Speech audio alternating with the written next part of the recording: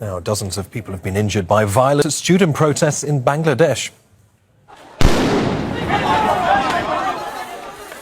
Police fired tear gas and charged with batons after fighting broke out between rival groups near Dhaka on Monday.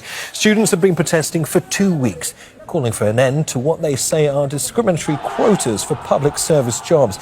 They say it favours supporters of the ruling party and want a merit-based system instead.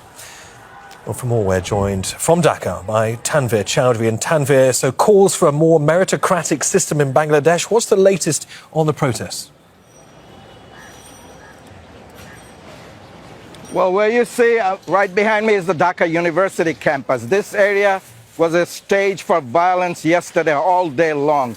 Now it's quiet. It's guarded by the pro-ruling party student wings with sticks and helmets. They're in the whole area. So the students protesting for the quotas are not entering this area to avoid clashes, but they're in different parts of the city.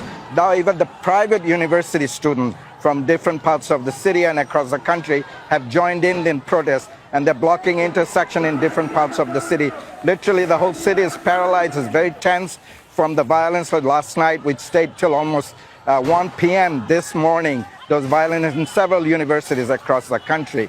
Now, the government saying they're not going to back down just because they're protesting. There was a word used by the Prime Minister saying that those who are not supporting the pro-liberation forces are essentially collaborators of the Pakistan army. That really triggered off the students who have been going out in masses on early morning rather, on Monday. And that's thousands of students all across the country came out saying, if we are called collaborators, then everybody is collaborator. That became the theme. And then following in the morning, there were a lot of clashes in the Dhaka University and several other universities across the country where ruling party students attacked, according to the pro-quota students, were attacked by them. Hundreds of students were attacked.